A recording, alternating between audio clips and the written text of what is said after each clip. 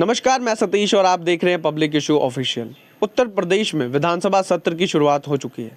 सत्र की शुरुआत होते ही विधानसभा में मस्जिद, संबल और बहराइच के मुद्दे पर विपक्ष ने सरकार को घेरा है। बता दें कि सीएम योगी ने इन सभी सवालों का जवाब देते हुए कई बातें रखी। उन्होंने कहा कि जय श्री राम का मुद्दा, जय श्री राम का संबोधन भड़काऊ कैसे हो गया, वो हमारे आस्था का केंद्र है। और आगे उन्होंने विपक्षी नेता का सवालों के जवाब देते हुए उन्होंने कहा कि आपने बाबरनामा नहीं पढ़ा। बाबरनामा में लिखा हुआ है कि हरिहर मंदिर को तोड़कर ढांचा खड़ा किया गया। उन्होंने कहा कि हमारे पुराणों में लिखा गया है कि 10वां अवतार, हरिहर मंदिर का 10वां अवतार संभल में होगा। उन्होंने आगे बात करते हुए कहा कि आप अश्लील गानों की बात करते हैं, भजन अश्लील गाने नहीं हैं और हमारे कावड़ यात्रा में शिव जी के गाने बजते हैं, ना कि अश्लील गाने। आप भी देखें विधानसभा की कार्रवाई। आखिर ये कहां लिखा है संविधान में कि किसी मुस्लिम बाहुल्य क्षेत्र में हिंदू शोभा यात्रा नहीं निकल सकती? और जब आप रोकते हैं तभी हिंदू पक्ष से भी रिएक्शन आता है कि साहब हम भी नहीं जाने देंगे। भाई मुझे आश्चर्य होता है इन बातों को लेकर के कि मस्जिद के सामने से नहीं निकलने देंगे। क्यों नहीं निकलने देंगे? ये सड़क क्या किसी की है क्या? ये सार्वजनिक मार्ग है, कैसे आप रोक सकते हैं?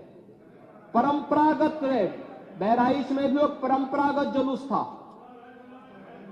परंपरागत जुलूस था, वही मैं कह रहा हूं, परंपरागत जुलूस था। और उसी परंपरागत जुलूस को आगे बढ़ाने के लिए सारे कार्यक्रम संपन्न हुए थे, आगे भी संपन्न होंगे। लेकिन ये चीजें तय करना, ये कहना कि उत्तेजक नारे लगाए जा रहे थे, जय श्री राम का नारा उत्तेजक नहीं है, ये हमारी श्रद्धा का नारा है, हमारी आस्था का प्रतीक है। कल मैं आपसे कहूंगा कि अल्लाह वो अकबर का जो स्लोगन है ये हमें अच्छा नहीं लगता। नहीं, आपको हम रोकें तो क्या आपको अच्छा लगेगा? नहीं, आपको नहीं, मुझे मतलब होने की आवश्यकता ही नहीं, मुझे आवश्यकता ही नहीं इसकी।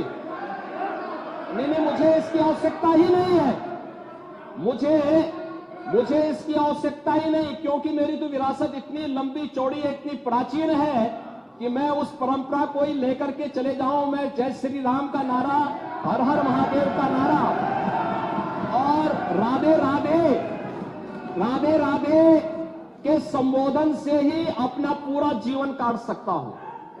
मुझे किसी और स्लोगन की आवश्यकता ही नहीं है। मुझे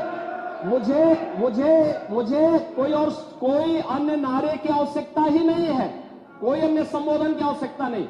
लेकिन मैं आपसे कहना चाहता हूं, कल कोई आपसे कहेगा, कोई हिंदू भी ये कहेगा कि साहब हमें भी परेशानी है, आप लोग मत बोलिए, क्या आपको अच्छा लगेगा? और कोई भजन गाया जा रहा है, आप उस भजन को अश्लील कैसे कह सकते हैं? कैसे कह सकते हैं? कावड़ यात्रा में क्या अश्लील गाने बजते हैं? अरे भगवान शिव के गाने बजते हैं, भगवान शिव के भजन गाए जाते हैं। दुर्गा पूजा के दौरान तो शोभा यात्रा निकलती है, जगत जननी मां भगवती दुर्गा के आरतियां बजती हैं, उनकी चालीसा बजती है, हनुमान चालीसा बजता है। ये हमारे यहां शक्ति के प्रतीक भी है और भक्ति के प्रतीक भी है। नहीं तो वही तो ऐतराज है, समस्या तो उसी बात को लेकर के है, सारा विवाद तो उसी बात को लेकर के है, सारा विवाद तो उसी बात को लेकर के है। और मुझे लगता है आपने बाबरनामा पढ़ा होता तो आप मुझसे बहस करते ही नहीं,